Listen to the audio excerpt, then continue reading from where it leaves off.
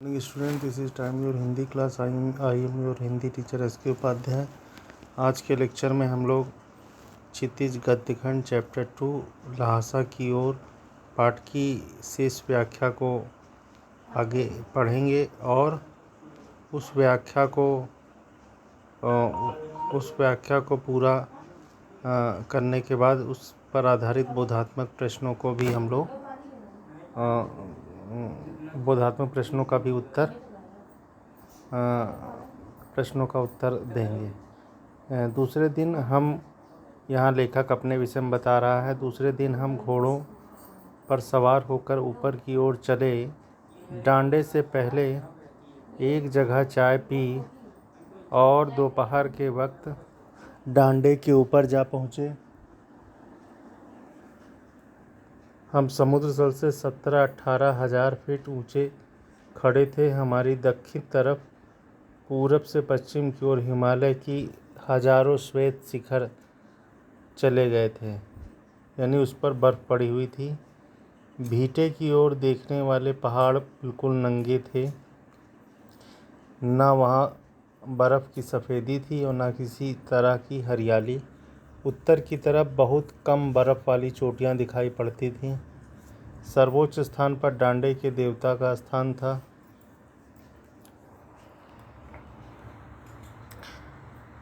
जो पत्थरों के ढेर, जानवरों की सींगों और रंग बिरंगे कपड़े की झंडियों से सजाया गया था।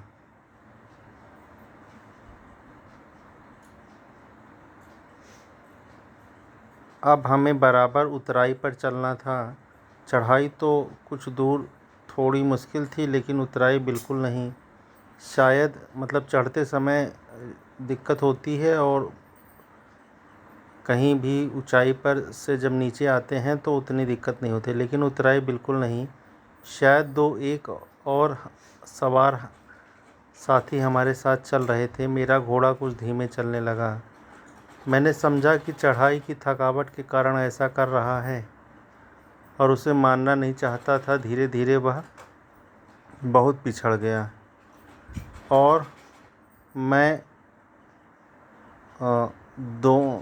दोनिक्वस्तों की तरह, एक रूसी उपन्यासकार हैं, की तरह अपने घोड़े पर झूमता हुआ चला जा रहा था। जान नहीं पड़ता था कि घोड़ा आगे जा रहा है या पीछे। जब मैं जोर देने लगता तो वह और सुस्त पड़ जाता। एक जगह 2 रास्ते फूट रहे थे। मैं बाएं का रास्ता ले 1.5 मील चला गया। आगे एक घर में पूछने से पता लगा कि लड़कोर का रास्ता दाहिने वाला था। फिर लौटकर उसी को पकड़ा। 4-5 बजे के करीब मैं गांव से मील भर पर था तो सुमति इंतज़ार करते हुए मिले। मंगोलों का मुख वैसे ही लाल होता है और अब तो वह पूरे गुस्से में थे। तो उन्होंने कहा, मैंने 2 टोकरी कंडे फूंक डाले, 3 बार चाय को गर्म किया। मैंने बहुत नरमी से जवाब दिया, लेकिन मेरा कसूर नहीं है मित्र। देख नहीं रहे हो कि कैसा घोड़ा मुझे मिला है? मैं तो रास्ते तक पहुंचने की उम्मीद रखता था। खैर, सुमति को जितना जल्दी गुस्सा आता था उतना ही जल्दी वह ठंडा भी हो जाता था। लड़कोड़ में वह एक अच्छी जगह पर ठहरे थे। यहाँ भी उनके अच्छे यजमान थे। पहले चाय सत्तू खाया गया, फिर रात को गर्मा गर्म थुक्पा मिला।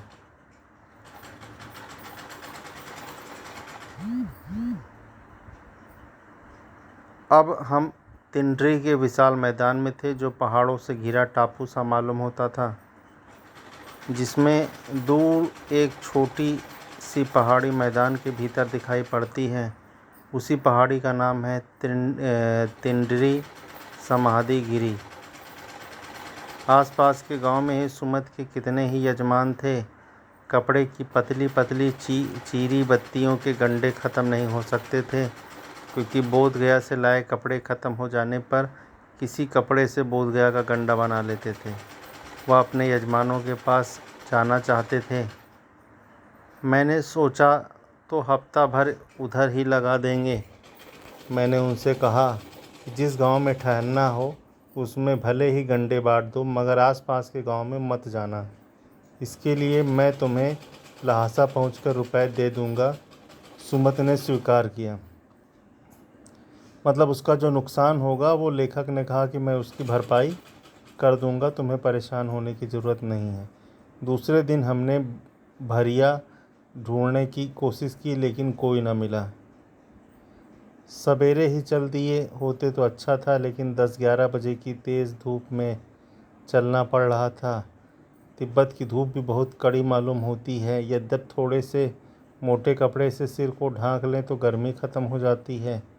आप 2 बजे सूरज की ओर मुँह करके चल रहे हैं तो ललाट धूप से जल रहा है और पीछे का कंधा बर्फ़ हो रहा है। फिर हमने पीठ पर अपनी अपनी चीज़ें लादी, डंडा हाथ में लिया और चल पड़े। यद्यपि सुमत के परिचित तिनरी में भी थे, लेकिन वह एक और यजमान से मिलना चाहते थे, इसलिए आदमी मिलने का बहाना कर सेकर बिहार की ओर चलने के लिए कहा। तिब्बत की ज़मीन बहुत अधिक छोटे बड़े ज़मींदारों में बटी थी। इन जागीरों का बहुत ज़्यादा हिस्सा मट्ठों के हाथ में था। अपनी अपनी जागीर में हर एक जागीरदार कुछ खेती खुद भी करता था, जिसके लिए मज़दूर बेगार में मिल जाते थे। खेती का इंतज़ाम देखने के लिए वहाँ भिक्षु भेजा जाता है, जो जागीर के आदमियों के लिए राजा से कम नहीं होता। सेकर की खेती के मुखिया भिक्षु बड़े भद्र पुरुष थे। वह प्रेम से मिले, हालांकि उस वक्त मेरा वेश ऐसा नहीं था कि उन्हें कुछ भी ख्याल करना चाहिए था। यहाँ एक अच्छा मंदिर था जिसमें कंजूर बुद्ध वचन की हस्तलिखित की 103 पोथियाँ रखी हुई थीं। स्टूडेंट, आज के लेक्चर में इतना ही रखते हैं। फिर इसके बाद जो है आपको बोधात्मक प्रश्न दिए जाएंगे। उन बोधात्मक प्रश्नों को करके आपको उसका उत्तर देना है।